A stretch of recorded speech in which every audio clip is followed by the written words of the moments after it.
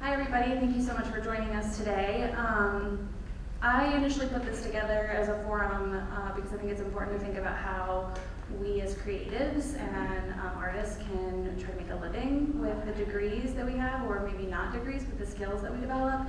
And so I'm really appreciative that our panelists are here to talk from their experience, and then we'll do a Q&A after. And I'm going to go ahead and present all three of them at once, and then they will come up one by one to do their presentations. So this talk will focus on creative practice and novel ways of pursuing a creative field without a graduate degree. Beth Sheehan, right here, is a Philadelphia-based artist and printmaker. She graduated with a Bachelor in Fine Arts from Memphis College of Art. Her work has been exhibited internationally and is in collections at the Metropolitan Museum of Art, the Robert C. Williams Paper Museum, and George A. Smathers Libraries, among others. She has worked at a few collaborative print shops and has taught at various institutions, including the Center for Book Arts, the Morgan Conservatory, and Parsons School of Design. Our next panelist, Isabelle Gray, a native Mississippian, received her BA in Art History with a concentration in Museum Studies from Millsaps College.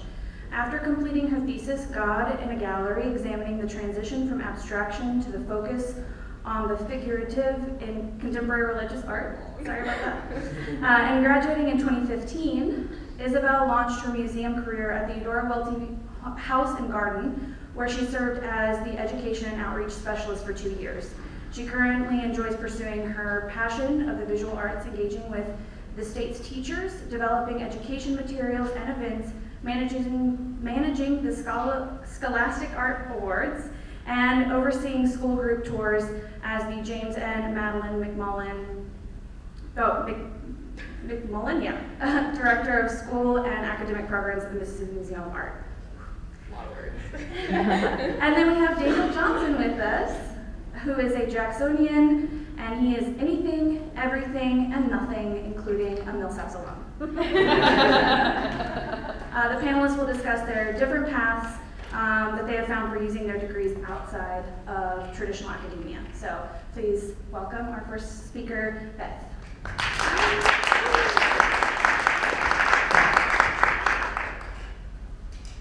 Hi, my name is Beth Sheehan. I am a visual artist, a printmaker, a bookbinder, and an educator. I really like doing a lot of things, as I'm sure you'll find out in a second, maybe too many, but I'm here to tell you that there are a lot of things to do if you only have a bachelor's degree. I work currently as a printer at Durham Press, where we work a lot with artists to publish fine art print editions through the mediums of etching and screen printing, as well as mostly woodblock printing. While this is my main job and I'm passionate about it, I also maintain a studio practice as a visual artist myself and mainly work in printmaking, papermaking, and book arts, all three mediums. My personal goal for this work is mostly exhibiting and trying to get into collections. There are a lot of paths that you can take as an artist, but these two paths are the ones that I am most interested in personally. I also am very interested in doing as many other things and saying yes to as many opportunities as possible, which always leads to a lot of things in general. So I will get into some of those more creative, strange things that I didn't even know existed when I got my bachelor's degree. Let's start with baby Becky. I graduated in 2012 with my bachelor's in fine arts from Memphis College of Art, and then immediately moved to New York with no job, no savings whatsoever, and no idea even what I wanted to do. So while I was panicking every night and applying to as many jobs as possible, I was also spending my days running around the city trying to figure out where I should be, where to encourage my own community.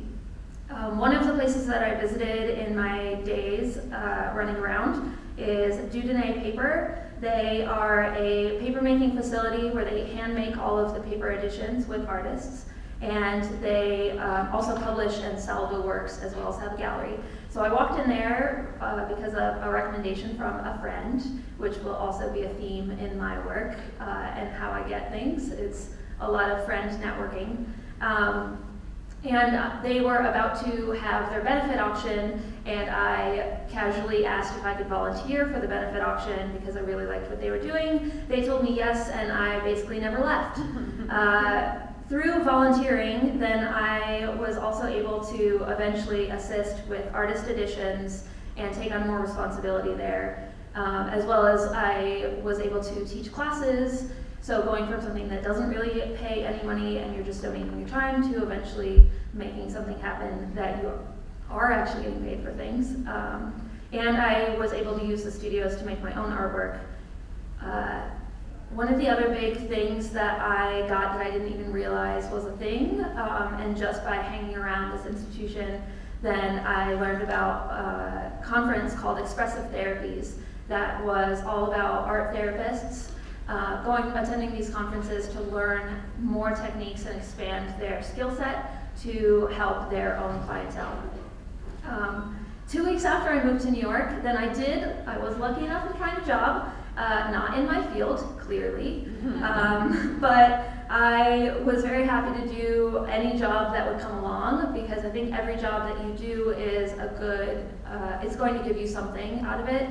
For Target, I gained discounted groceries as a benefit, as well as learning that I really like working with a team as opposed to alone, and I really don't like sales. One of the other things that I did shortly after was add to my schedule another part-time job at the Met Museum in visitor services.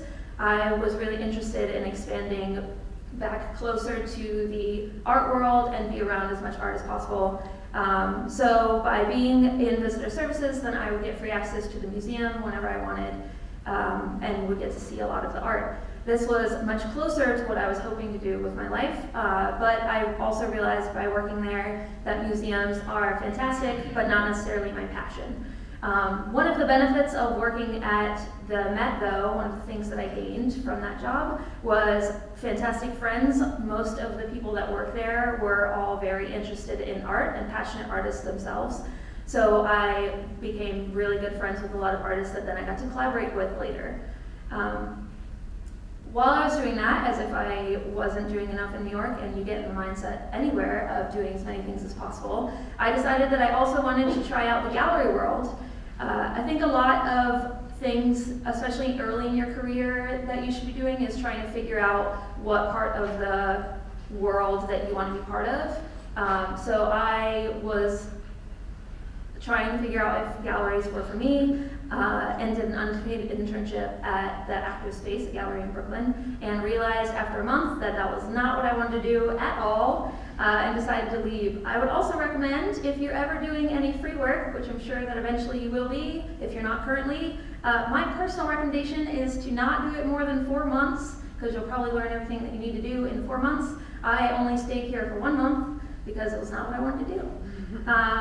I will say, though, that one of the things that I did during this time, which was very difficult for me because I was a homebody, was to get out of my apartment as much as I could and show up to anything and everything that I could find as an activity that was related kind of to art. I've gotten a lot of my opportunities just by showing up to things I didn't really want to go to, including I have taught at Cooper Union, which is a college in New York, because I went to a Christmas party. So you never really know what you're going to get based on what the event is. You might decide to go just keeping that stuff in mind. At the print fair that I just showed a photo of, I also met the printers that then I would later become the employee of. This is Felix Harlan, an amazing printer. He and his wife started an artist studio and print shop doing etchings in New York. And I met them at the print fair, and then 8 months later, then I was asked by a friend to join her for a studio tour at their shop, and I showed up, and they offered me a part-time job because they remembered me from the print fair. So again, show up to things. The job there was fantastic, and I realized that that's exactly what I wanted to do, was be part of artist collaborations and the print publishing world. So I got to work with a lot of artists that I really admired, and I got to learn about a world that, again, I didn't really know even existed when I was in college.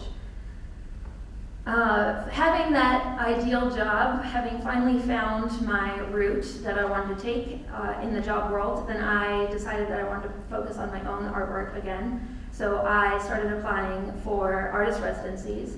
I had, at the same time as volunteering at Debunking Paper Mill, I started volunteering every so often at the benefits for the Center for Book Arts in New York. And I applied to their artist residency that they had. I did not get it the first time that I applied, but I did luckily get it the second time. So I would totally recommend applying to things as much as possible, as many times as it takes, if you are really interested in doing that. One of the best things about artist residencies is that you often, sometimes you're given a stipend, so a little bit of money, but often you're given a lot of other things, mostly community.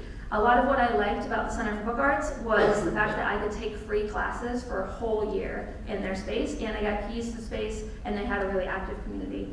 So some of the classes that I took there were totally formational in my own artwork, as well as providing me with an exhibition at the end of the residency and an artist talk as well. Being at the Center for Book Arts also was a catalyst for my work getting into some collections. They were fantastic enough to allow me to start teaching workshops at the end, and I've started since then doing kind of the workshop circuit in a lot of different places. Book arts especially is sort of a small world, so once you get your foot in the door, then you can kind of jump around to all the different institutions. One other thing that I would say is the more that you're involved in a community, the more that it will give back to you. So one of the ways that the Center for Book Arts has given back to me very recently is that they asked me to help write a book about bookbinding, which just came out this past week. So through them, then we published a book about books, which is not something I ever thought that I would have the opportunity to do at all. But just by hanging out and never leaving places that I liked hanging out at, then I was given these opportunities. One of the other women that was very involved at the Center for Book Arts saw that I was always hanging out at the Center for Book Arts and offered me a position as a bookbinder at her small bookbindery in Brooklyn, which is called Small Editions. I became the bindery manager and lead bookbinder there. It's a group of all women that run the space, so I got to hang out with a lot of cool lady bookbinders and do a lot of fun things there. At the same time that I was doing this though, they had offered it to be a full-time position for me, which is very rare in general in the book arts world. But I declined because I know my personality and I know that I like to do way too many things. So at the same time that I was doing this, then I decided to stay at Harlan & Weaver at the print shop. The biggest thing that I think I learned at Small Editions was how to do more production-based bookbinding, which intensely changed my own practice as a visual artist. Through making all of these books, sometimes 80 books in a day, which is not something that you should physically put yourself through. But by doing that, then I got really comfortable teaching as well as all of that sort of making in your own practice. The Small Editions also had a gallery space, so I kind of went back to the gallery world being like, maybe if I see how galleries function from this way, then I can figure out if I actually want to do it. And having that more insider as opposed to as a gallery assistant and intern, that I don't feel like I got as much as just hanging out and talking to the director of Small Editions, then I eventually got to curate my own exhibition through colleagues that started their own print shop in Florida. So also not something that I really thought I would be doing. I went to school just to get a bachelor's so that I could make my own art, and I've gotten the opportunity to sort of do way more things than I thought was possible, especially by just saying yes to things and always being willing to talk to your friends. So through that as well, then the women down in Florida decided that they would include me into this exhibition. And by building close professional friendships, then you can really have a lot of things going on. Your friends that are coming up at the same time as you are going to become your peers in the field. So that is where you'll get all of your networking opportunities, or a huge amount of them. But I can't say enough good things about applying to any calls for entry or anything like that as well. This artist residency, my friend had told me to apply, and then I applied and got it on the first try. And I had never even known that it existed, and it became very formational for the rest of my work. So through just applying to things, because a lot of the applications are free, then you might change what you're gonna do. One last thing that I would like to talk about is also that there are a lot of calls for things that are out there, and you might not necessarily feel like you, especially in the beginning of your career, are worth doing them. I had a lot of sort of imposter syndrome happening when I was first coming out. I saw a lot of bigger names in the print and book world that I was really intimidated by, and didn't feel like I could compete with them. And then this past year, I decided to apply to organize an exchange portfolio, excuse me, and was granted the opportunity, and there's just been such a positive experience going through that as well. So I would totally recommend applying to things and just doing it. If you aren't actually ready, then the panelists that are choosing you will probably see that and won't choose you. And if you are ready and just need that little push, then you might get chosen, and you'll learn a lot from doing that. You can do it! Thank you so much. We'll take questions at the end.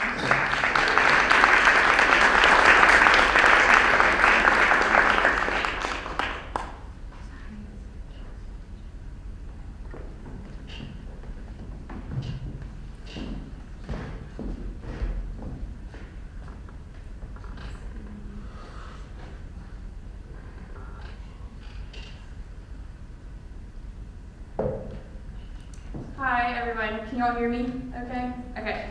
Hi, my name is Isabelle Gray, and I am from Tupelo, Mississippi. And I think the first class I really remember actually loving in high school was my AP art history class. And that's the first time I was exposed to art history in general. And then also we took a trip to New York the summer after that school year and went to museums. And that's the first time I can remember really loving going to a museum. I grew up going to museums with my parents on trips and things like that, but never really had a huge interest in them. But in high school, being exposed to that first was the first time I remember doing that. And then I came to Millsaps, didn't really know what I wanted to do at all, but took the Heritage program, which still exists in a similar capacity today, and realized I was writing every single paper about art, even if it didn't require you to do so. And my section leader kind of noticed that and was really encouraging. I think that's one of the really special things about Millsaps is the professors and the interest they take in you. And she looked at my schedule for the next semester and saw that I was taking calculus and was like, why are you taking calculus? You're taking art history. And she walked me to the art history department and made me meet with the professor, one of the professors who's not here anymore, but and signed me up for an art history class. So I don't know, I've talked about this another time. I don't know if she knows that that was very influential, but Anne McMaster was that professor, so cannot thank her enough. So I took art history classes and knew that I loved it so much, but didn't really know what career options were out there for me. And at the same time, I was doing, during the summers and all throughout high school, I worked at a summer camp, Camp Bratton Green in Canton. Grew up as a camper and a counselor and absolutely loved it. And then 2 summers in college, I was on permanent staff there and ran the arts and crafts activity.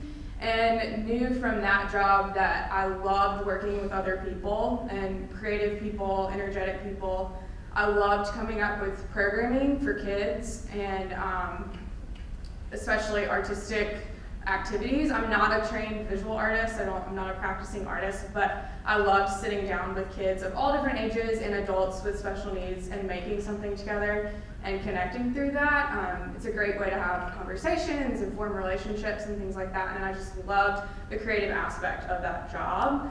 I think I really honed my skills of working on a team and coming up with programming on the fly, being really adaptable through that position. So I think I learned a lot of really valuable skills, and and I kind of just wanted to be a camp counselor forever, but that didn't seem super practical. So I knew I loved art history. I knew I loved doing this work, and I was also doing youth ministry at a local church and doing similar stuff, coming up with programs for high school students and sometimes middle school students, and working with them and forming relationships with them. So that was sort of my work background, and there was art history, and I didn't really know how to fuse those. And I did 2 internships at the Mississippi Museum of Art in college, and my first one, my sophomore year, was in the education department, and that's when I was exposed to programming in museums that I didn't really know existed, because I was past the age that they were created for, and I didn't have children. So I didn't know that there were these, story times for toddlers and family programs and really robust things happening for high school students and stuff like that. So it was the first time I was exposed to that and thought, okay, this makes sense. Maybe this is something that could work for me. And so senior year of college, I was still, didn't know what I was doing. I think February-ish, March-ish, I was really worried. But I decided that I would take a year and maybe just get a job and save up some money and then apply to grad schools. I thought that I wanted to get a master's in art history just because that's what I'd been doing and it seemed like a good plan. And so I got a job at an art gallery in town and was working there over the summer, but then also saw some openings at the Eudora Royalty House and Garden, which is a small historic house museum in town in Jackson. And I applied for a job there and didn't get the first one, but then applied for a second job. And again, you said this earlier, it said, master's degree preferred, 3 years of experience, things I didn't have, but just decided to apply for that one anyway and got the job, which was really great.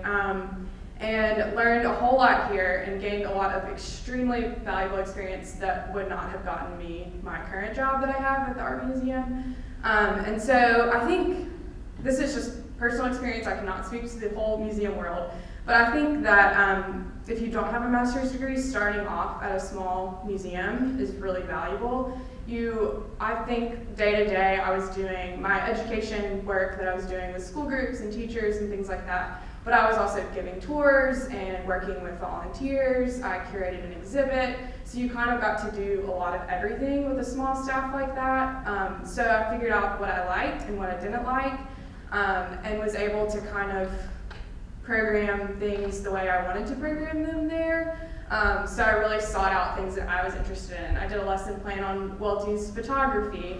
I really worked to better our programs with younger students, like in these pictures, working with Davis Elementary, which that museum did not traditionally pull students in second and third grade because you're focusing on literature that high school students are reading, and so created kind of some ways to engage with younger students and things like that. So that was a really valuable experience, and it also taught me too that I didn't take a lot of English classes here. I wasn't very familiar with Welty's work, but the research skills that you gain as a Millsaps student, your writing experience, your all the presentations you have to do, things like that, that all helped me to be able to get familiar with the content and feel confident enough to work in that place where I wasn't, trained to do that work and wasn't super familiar with it.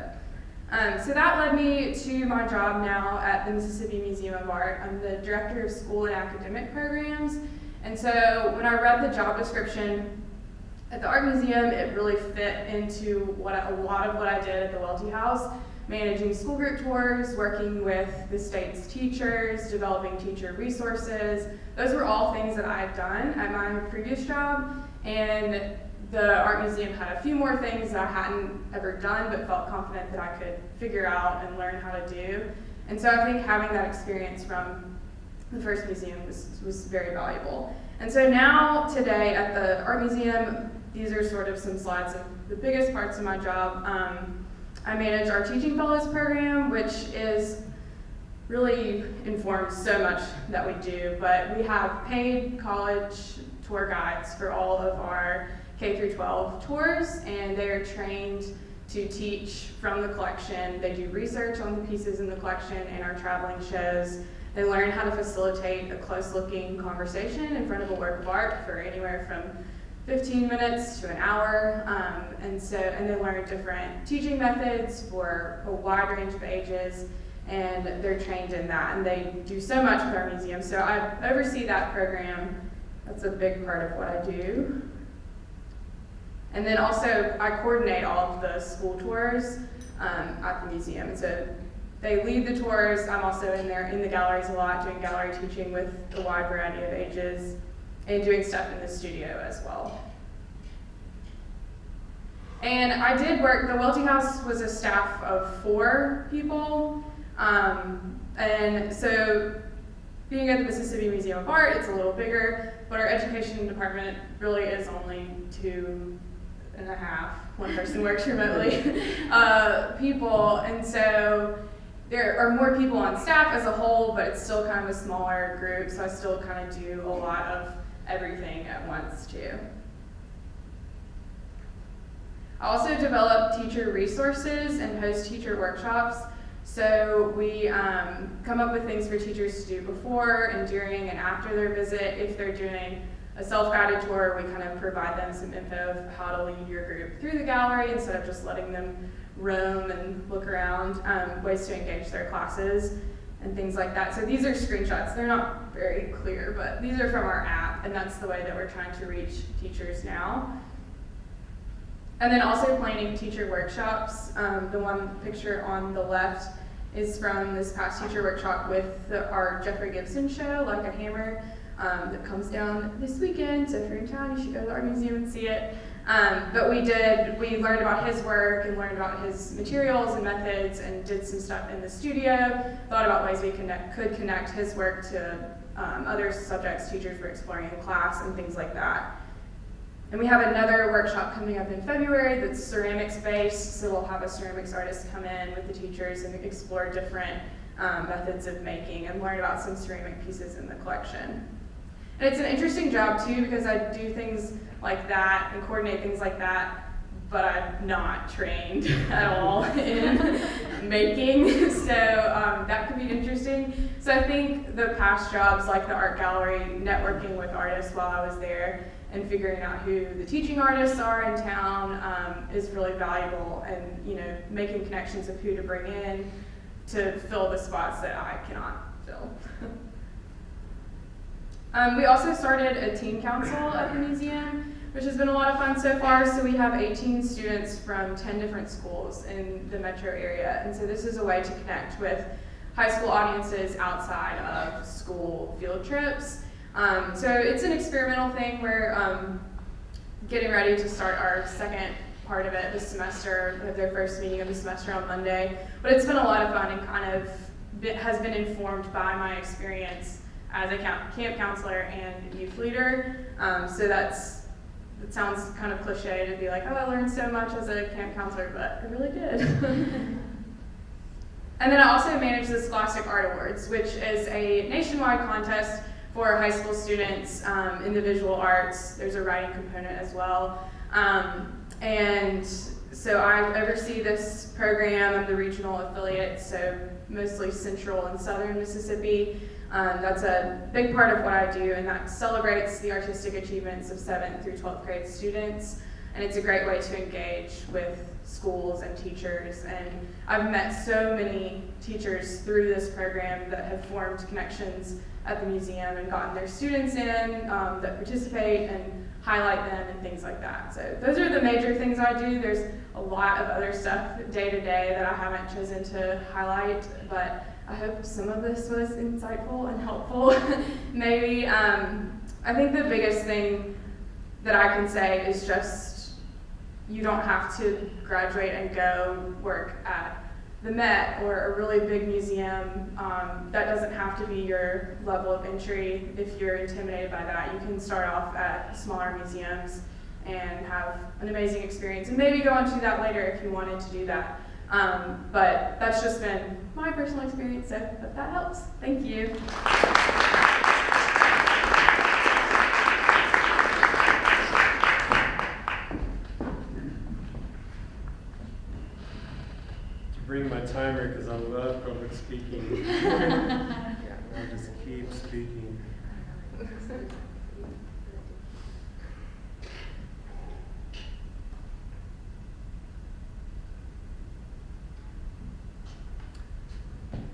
So I wanted to talk about, shaping a career as being a creative practice itself. Because in many ways, you as an artist, or really no matter what profession you may be in, you're creating a shape to fill. You're selling the idea that they need your skills and talents. And you're kind of problem solving on the fly to understand your audience, whether that's a potential employer or a customer, that you are the peg that they're looking for. And whatever shape you are is the hole that they have in their heart.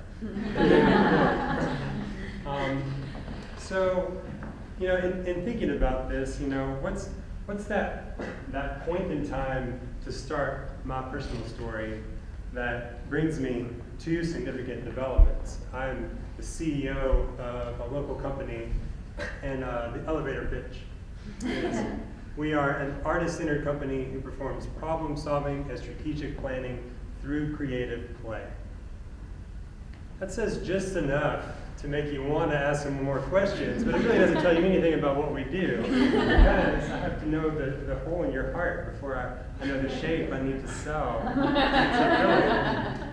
But because of where we are, I will start with a refrigerator, which happened to be, I ran into this refrigerator when I was 30.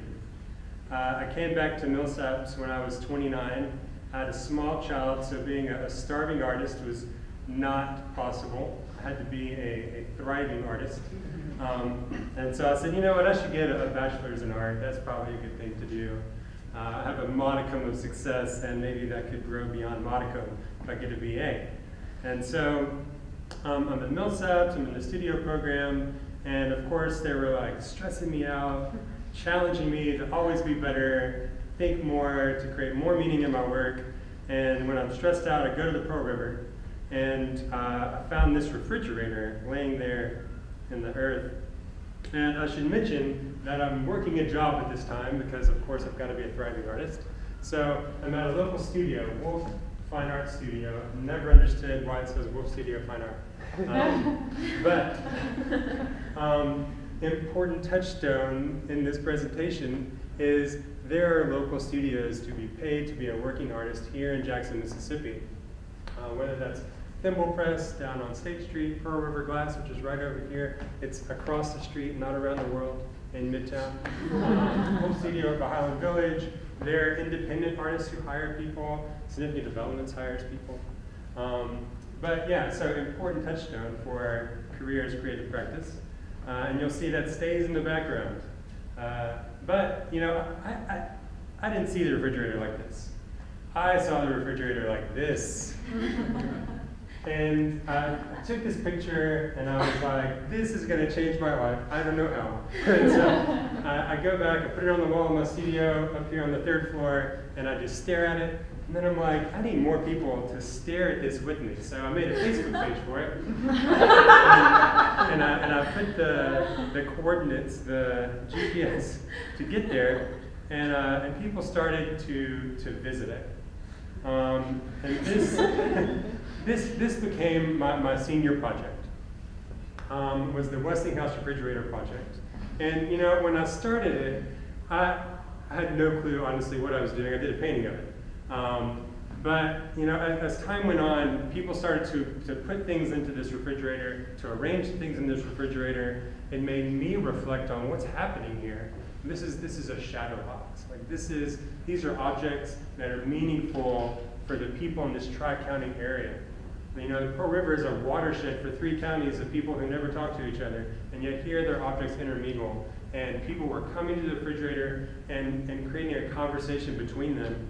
And while I had told people about how awesome the Pearl River was for a long time, people were like, that sounds amazing, but they didn't never go there. This refrigerator got them to go there. And so it fundamentally shifted my artistic practice. and made me begin to think of myself as an artist as someone who creates frameworks for other people to generate meaning. And especially meaning through what it meant to them and their connection with objects and relationships. And of course you see Wolf Studios just sitting there in the background. So I graduate, and you still see Wolf Studio there in the background. But I didn't want to be known by that. I didn't want to be, oh, he's that guy that works at Wolf Studio, which didn't hurt. If you work at a local studio and you're going out everywhere to everything, it's good to mention, I work at that studio. It's been around for decades. There is some cachet in that. But I wanted to be Daniel Johnson, who makes amazing artwork. And so I self-funded and poured time into artworks that brought me 0 revenue. But they were exciting. People knew about them. I learned from doing them. And so, I had this, the Midtown reorganization over here, which was a project that I spent 6 months of my life going and gathering debris and sorting it into bins, and that's a whole nother gallery talk. There was Mr. Muddle and the Counsel of Suggestion, which was a great production that went on for a few days, which is a whole nother gallery talk. Invite me back. But through doing these larger works that were kind of out in the public sphere, people were talking about them. I was learning about myself as an artist. People were learning about me. When artists came to the Mississippi Museum of Art from out of town and were doing works that were also large and social, people were like, oh, you should talk to Daniel. He's the local guy that also does that kind of artwork. And so then the museum started to hire me on contract to facilitate those outside artists. So I ended up working on the Cocoon, public space sculpture by Kate Brown, and this piece was the next year, Futures on the Table #4 by an artist couple, Jim McElga, and you will never be able to spell that. It's a French couple from South Carolina. Doing those, I got those opportunities because I was putting myself out there and doing these large-scale artworks that were a drain on my own wallet, but they were that was my resume. I was producing work and putting it in the public sphere. And so through getting those freelance projects through the museum to facilitate, well, they got to the 3rd year and they were like, Daniel, why don't you just do the project? Then we don't have to pay plane tickets to fly these artists in. You can just do it. And so I had this opportunity to do this larger scale project, and now I had $10,000 to do it because the museum, that was the money that they had. And of course, you'll still see over here, there's Wolf Studio. I'm still going to work at Wolf Studio. And I'm like, I'm going to spend all this $10,000 on this project because I want to make it as big as humanly possible because I want to be that much out in the public sphere. And of course, that wasn't enough. I wrote a grant to get another $5,000. I leveraged that $10,000 to say, hey, I'm doing this great big project. You should give me more money to do a bigger project. And so Alternate Roots is an organization you should Google and become a member of if you're an artist. But I got a $5,000 grant from them to expand and really create a statewide project where we had a 3-month, fully participatory assembly line where we made handmade clay bells. We made 2,222 handmade clay bells that became this wind chime. All the bells had personal symbols from people all across the state of Mississippi, and you could be surrounded by the symbols of Mississippi resonating together. And I was like, I want to leverage this for more money. And so there's this Bureau of the Creative Economy, which is a government, one of those many appendages the government has here in the state of Mississippi. And they were having the Year of the Creative Economy. I was like, surely they want to give me money too. And so I met with them and I said, as part of the Year of the Creative Economy, I'd like to do a display that shows where the money is going that I'm spending in this project. There's their logo. They would love to see that, I'm sure. And so, I squeezed $500 out of them. You should not feel bad talking like that about money. You know, you've got to pool resources. There is money flowing all over the place, but it is held tightly by very few hands. And so, you know, you should, as a creative problem solver, you got to figure out that magical pitch for the hole in their heart. So there's Wolf Studios, still there. But, you know, it's the bread and butter. Keep it. And they would let me come to work anytime I wanted. A functioning artist studio oftentimes has flexible hours. When I was going to school, I'd go in at 4 a.m. at Wolf Studio and work until my first class. You know, my kids were sleeping. I had more kids by then, you know. And so, you know, Wolf Studio is still there. I finished that big project with the museum, and they say, hey, will you just come work here? You're great. And I was like, no, I don't really want to do that. And so we talked about it, and you should always start with no. Someone's like, God, we'd love for you to work here. You should be like, I don't know. And so we kind of talked, and I was like, you know, if you created an artist in residence position, I would love to occupy that. And I would do it for 25 hours a week, because I'm an independent artist. I need time to work in the studio. And so I did that. I was still at Wolf Studio Fine Art, still making work. But then the director of engagement and learning left, and I went to the director and I said, this is something I will give full time to. I said, you should let me perform that role as an artwork, because I'm a social artist, and this is a social circumstance. And amazingly, to her credit, Betsy Bradley said, that sounds like a great idea. And so we teamed up and I took over that position. Did amazing things. It's a whole nother guy talk. But still kept producing my own work. So full time at the museum, and I'm like, I still need to produce it, you know, even though this is an artwork I'm performing at the museum. I was like, not everyone's going to see it that way. So I should still be producing these other independent works. And so this was the Art of Governance, where I hired a young person from every ward in Jackson to create a shadow city council. This is where they met to do conversations in front of the mayor, where they had 6 minutes and he had 1 minute. On a variety of topics they chose.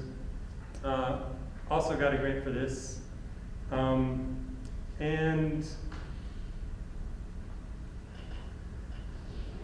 so, you know, I failed to mention that I created significant developments. When I did the brick project with the museum, part of that project was thinking about businesses. I had created that Midtown Village organization as a fake business, and like I said, a whole other artwork about business as art in kind of that more distilled way. But, you know, significant developments, I created it when I started working in the museum to give myself a buffer. Like, as an artist, you are a business. You know, you're creating products, you're selling your brand as an artist, you're selling these objects, and you need to command value in them. And so, you know, creating a business allows you to think about, one, your revenue and, you know, writing things off on taxes. If I buy a pencil, I write it off on my taxes. I'm an artist. I use pencils in my labor. And so, you know, the business helped me to kind of organize all these elements of the money that was flowing, and also to think about the ways that the interactions of business are these performances that we do. You know, the pitch of the business, the meaning that's generated when someone pays you a wage. You know, there's meaning in that. If someone pays you minimum wage, they're saying your value is the minimum value that I can give you for your minimum contribution. And so, you know, creating that business created an authority in space I could talk about. I could speak about myself in third person. I could put things off on the business. I'd be like, well, you know, significant developments really needs this. And that's different from like, I really need this. And so, you know, with significant developments, you know, I continue to do artworks, and these social artworks, but they're now arise from client relationships. You know, I never would have known this when I found that refrigerator, but you know, what I do, the artworks I do of bringing people together to generate meaning, that is a valuable service I provide in the economy. And so I command a price for that. And I reach out to people, and I move about in the world. I go to all the parties I can. You know, I write off my ticket because it's a business expense.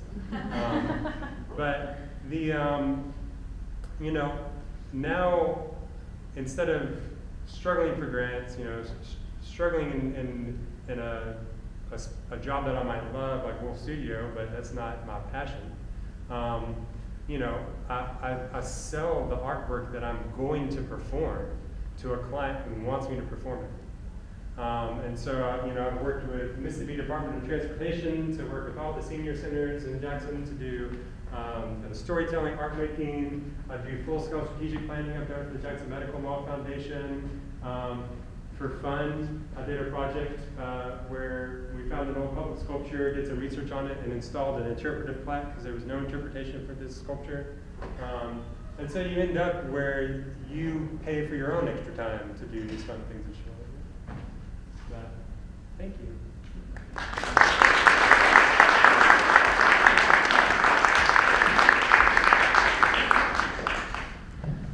Thank you guys so much. That was so much great content, and they all had 15 minutes, so very impressive. A few things I just wanted to highlight is, you know, these are applicable like skills that they're talking about to a lot of other disciplines and a lot of other careers.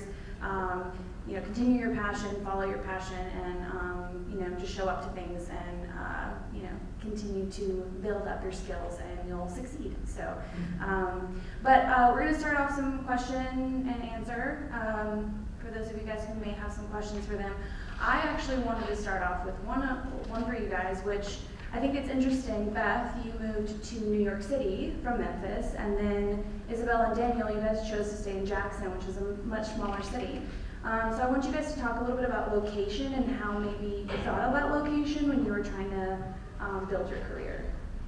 Yeah, I think that's really important to think about in general. I've moved around kind of a lot. I'm from upstate New York, and then decided to go to Memphis College of Art, mostly because I knew I wanted to do art, but I didn't know what I wanted to do, and they sent me the most information. So I was like, oh, well, I must go here.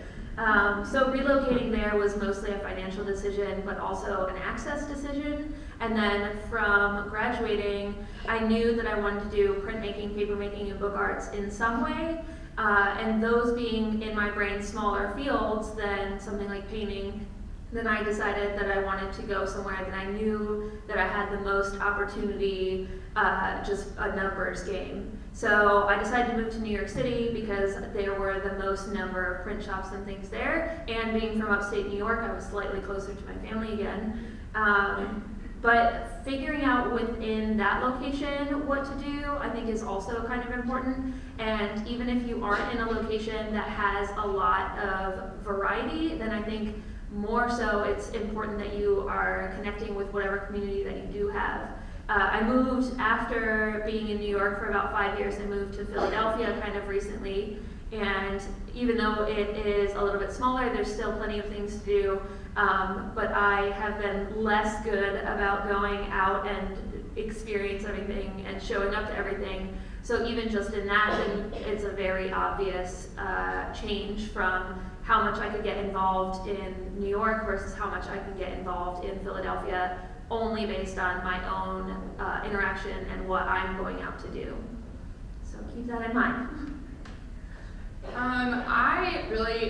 I thought that I was going to go to grad school, and honestly, a lot of my friends were staying in Jackson after graduating from Millsaps, and so I just decided to stay here and then ended up getting the job. But I think that was a good decision. I think a Millsaps degree carries a lot of weight anywhere, but especially in Jackson, just because people are right here and know what it entails. There's a lot of Millsaps alumni working in Jackson, and so making those connections. Leanne was working at the Westinghouse when I was there, And so they had someone on staff that went to Millsaps and knew all of the writing and other things that I've been talking about that it required and what you learned, or what the degree held. And also staying in Jackson after Millsaps, I kind of fell in love with Jackson again because I don't think I was as connected to Jackson as a Millsaps student than I was after I left Millsaps. I was living on campus, which was amazing and awesome, but I wasn't as in the city as I was afterwards, and so it felt a lot different, even though I literally lived right across the street in Belhaven, but it feels really different than being a student here, so it was really cool to kind of have a totally different experience, even though I'm really, really close. And I do love Mississippi, and I'm from here, and think that, you know, I might leave one day, but this is where I need to be right now, so. Yeah, I mean, the work that I do, a lot of it is kind of connecting disparate visions within a community with each other. And so the population size of Jackson was really great for me because you can kind of know the city council person and the person who's baking the bread, you know, and the teachers at multiple schools. So, you know, I could really kind of wrap my mind around and have those relationships broadly in a population size like Jackson. I like the story of staying somewhere and committing yourself to somewhere, so I like that. And then the civil rights history in Jackson and in Mississippi is phenomenal. And I mean, my work aspires to create a radical systemic change, so being part of that art historically and trying to connect with that and the people who are still alive was meaningful. I mentioned that in particular because I think that there is a lot of misconstructions around the idea that you need to go to a big city to get things done in a creative field, and I think it is about leveraging these connections, and it's also thinking about what you're going to get out of that community and not just moving somewhere because you think that there will be more opportunities. There are opportunities everywhere. So, but are there questions from the audience? No questions. Oh, yeah. I'm curious about I'm curious about your decision to form a business versus a nonprofit, given the fact that you pursue so many grants. So, quick on the front end, I'll say, you know, I pursue grants who will grant to individual artists without a 501c3. If I want to get a grant with a 501c3, I try and position so that another entity will write that grant as a 501c3 and just write me into it, which saves me all the reporting. You know, to me, I'm interested in the idea of art for profit and kind of social enterprise. And the belief that I think kind of the fundamental things that we need to do to shift society are a service that commands value, and to not exist in a dynamic where I'm begging rich philanthropy and trying to prove my worth in ways that often force me to shift my focus to fit a grant versus convincing a client that there's a value in what I do and getting them to pay me directly. And then I don't do any follow-up reporting on that. I'm interested about how imaginative and creative you people are, and how fluid and flexible your career trajectory has been since graduating from undergraduate, which is so good to see. It makes me excited about the world at a time when I'm not excited about a lot of things. But I'm wondering whether at what point do you imagine that fluidity and flexibility becoming, in any kind of sense, fixed, or whether you imagine your career continuing to be sustained in the way that it is now? So my question would be, how do you see yourself in 10 years? I think that's a really interesting question. I'm around a lot of other people right now that are very interested in going to graduate school, and I am not that kind of person. And I think that a lot of artists, especially visual artists, see that as the most secure path, because then in the mind, then they're thinking, okay, well, I'll go to grad school and then I'll get a job, a tenure track position, teaching somewhere. But those jobs are super hard to come by, and you're going to be up against a billion other people that have the same idea. And if you are just doing that for that reason and you don't actually have a super intense passion for teaching people, that's going to get really tiring. But if you're already in the tenure track and that's super tiring, then you might also decide not to leave because you're not sure what else to do. So I am all about thinking about other ways to do that kind of thing. And I think that there's a lot of benefit in being the type of person that makes your own path completely, and just because you don't see someone else doing exactly what you want to do doesn't necessarily mean that you can't figure out how to do it.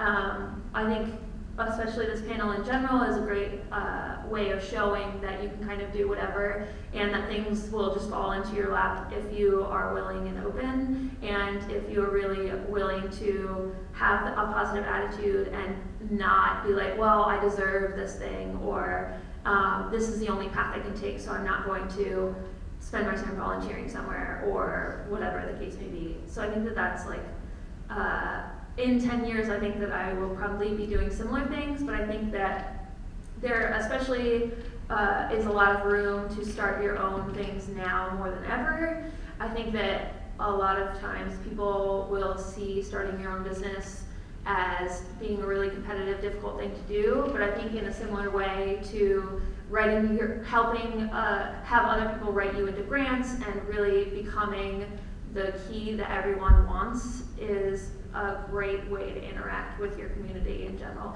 And also reciprocating that. If you want something done, then it's really great to ask someone else to do it. And they say the more that you ask other people to do favors or get other people to do you favors,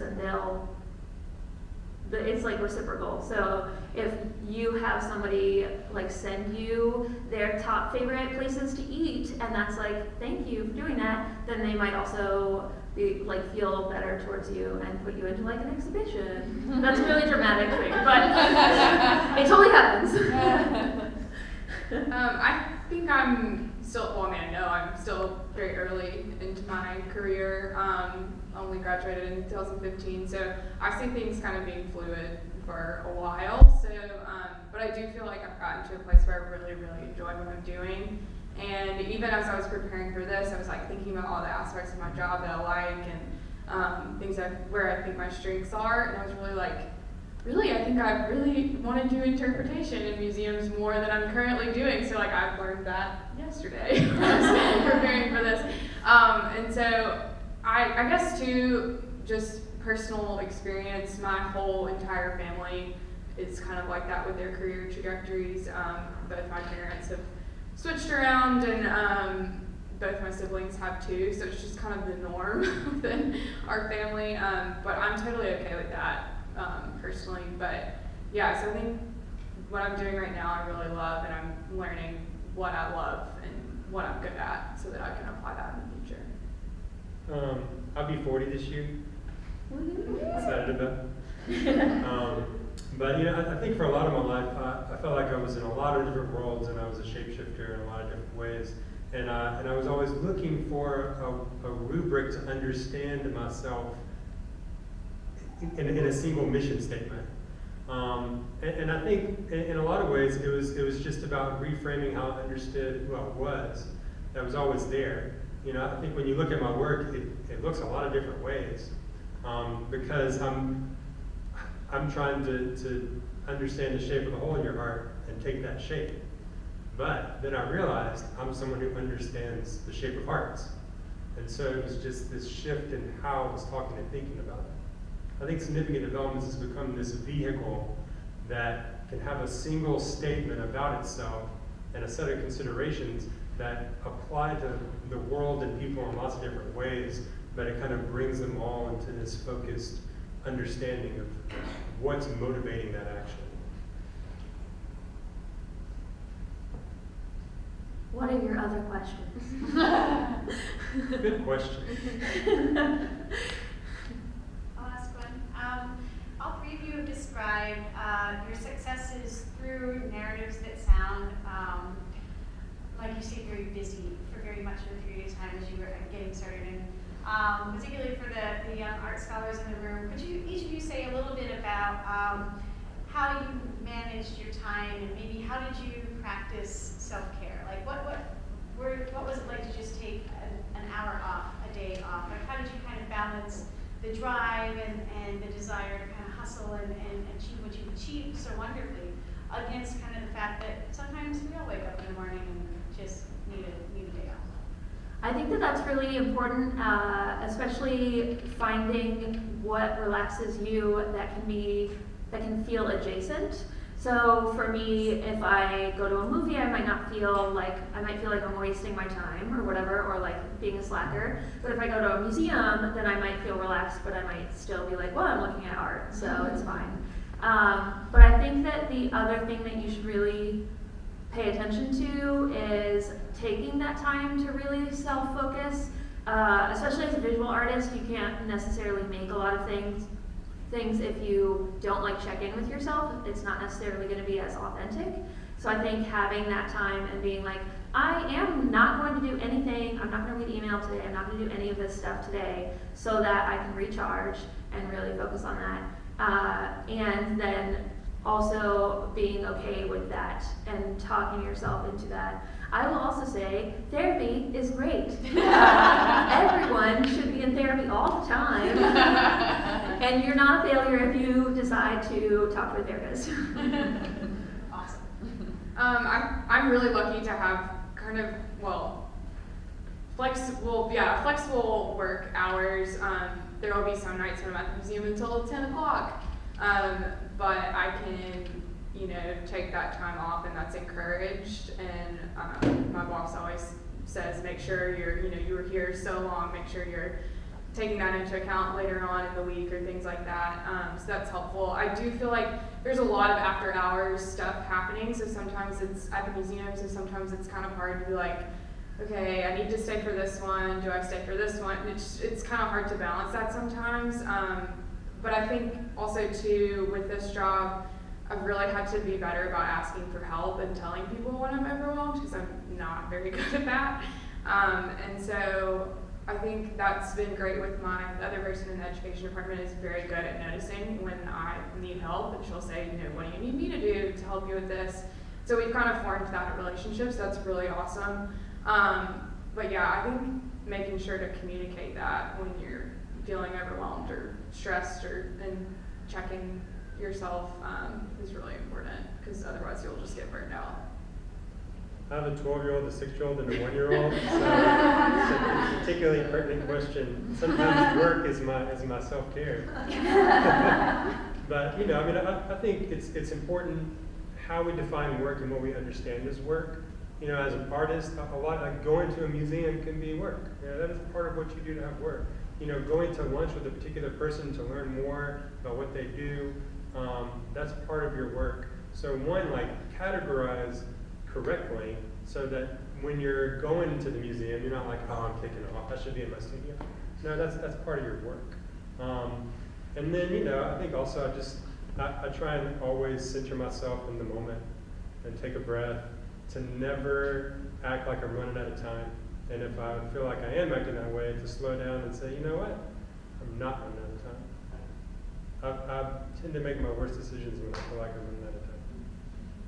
I think one other thing too is that if you check in with yourself and allow yourself to get out of jobs or projects that you don't feel are beneficial to you anymore, I think it's okay to say no after you said yes for a while. So if you are checking in, like with the gallery internship, I only did that for a month and I felt sort of bad being like, sorry, I told you I was maybe going to stay for like 3 to 6 months, and I realized after this that this is not what I need.